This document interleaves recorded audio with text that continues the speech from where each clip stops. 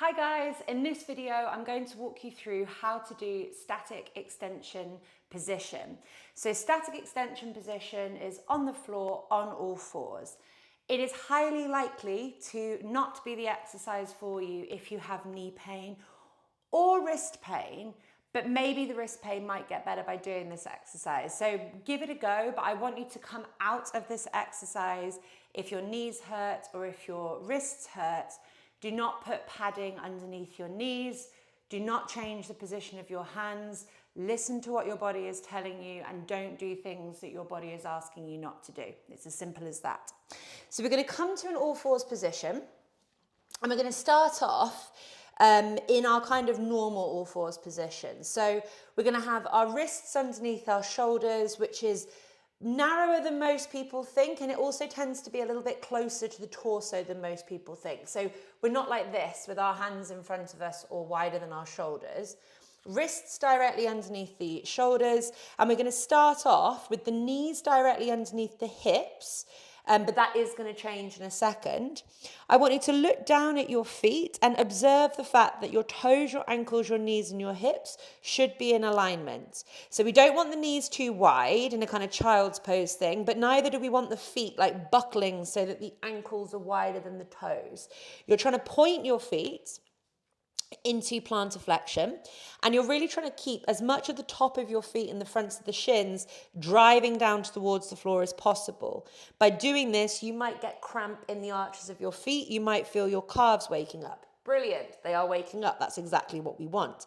So just don't let the feet untuck and don't let the feet swing out to the side. You are keeping them strong in this position. The next thing to think about is your hands. So we're really trying to spread our fingers super, super wide. I want you feeling a stretch in between each finger. I want you to try and keep as many of your joints as straight as possible. So you might notice that they want to kind of bend and claw up off the floor. That's tension in your hands presenting itself to you. Really pull the thumb backwards so you're really feeling stretched. And I want you to try and keep as many parts of your hands and your fingers grounded to the floor throughout. So as you get tired, you're probably going to notice again that they want to like claw up. Your hands are your foundation in this exercise. So they're arguably like the most important part of the exercise. So that remains the same. But what we're going to do now is think about our static extension position. So keeping everything in this same alignment, but we are going to walk our hand about a handprint further forwards, really locking in what I said about the fingers and the palms. So I want your hands tired because they are working so hard.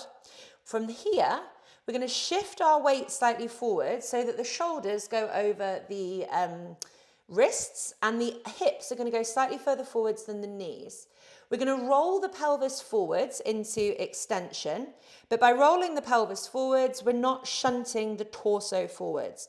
So if you are dysfunctional in your thoracic area and in your shoulders, your body's going to try and pitch you too far forwards here.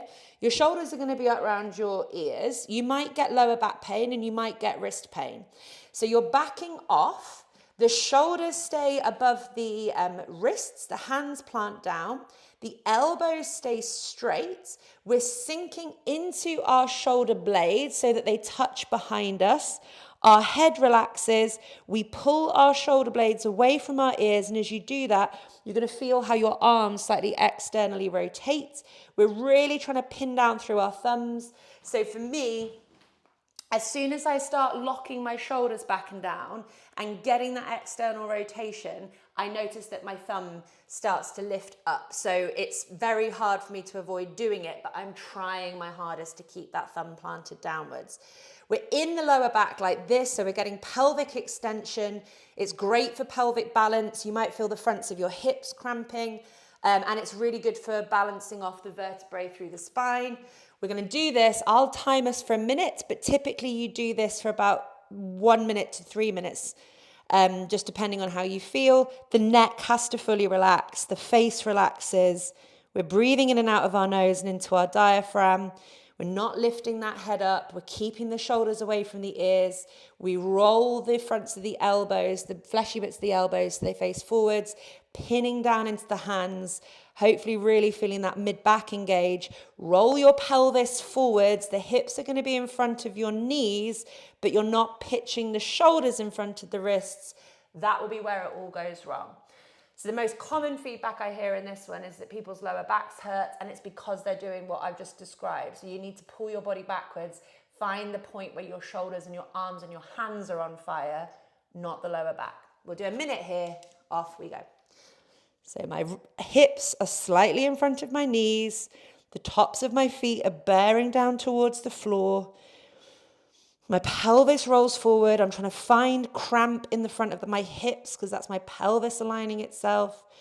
I'm feeling a bit crampy in my mid-back here. My fingers are pinned down and spread wide. My head is completely relaxed and my neck is completely relaxed. I'm relaxing my face. Breathing in and out of my diaphragm, my elbows are straight, my shoulders pull back and down away from my ears, and it really releases the neck even more. Take as many breaks as you need. I've got 15 seconds left. Keep really driving that pelvis forwards into extension to help realign the pelvis. 5, 4, 3, 2, and 1. Oh, and you might want to do a few little cat-cows or child's pose type movements to come out of this. But that is static extension position. And as I said, great for pelvic balance, great for hip engagement, great for spinal balance and kind of spinal curvature, great for opening up the chest and the shoulders, and great for relaxing the neck, provided that you did actually relax your neck whilst you do it. I hope you enjoyed.